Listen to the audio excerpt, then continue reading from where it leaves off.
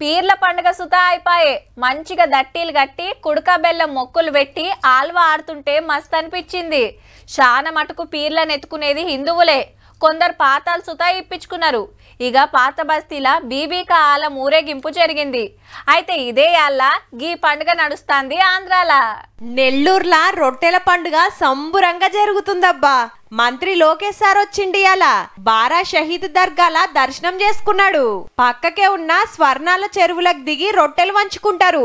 400 ఏండ్ల చరిత్ర ఉన్నదంటే సుడుర్రిగా. ఎవ్వలకి ఏ కోరికుంటే ఆ కోరిక పేరు మీద రొట్టెలు ఇస్తారు.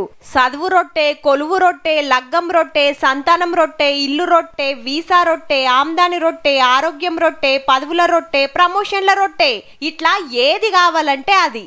మల్ల పండుగరకు పక్కా తీరుతుందని తాత ముత్తాతల కాంచెలొస్తున్న ఓ నమ్మిక. అప్పుడు మళ్ళొచ్చి వంచుతారు ఇట్లనే. ఇయాల్టికి 2 రోజులు, ఇంకో 3 రోజులు నడుస్తుంది.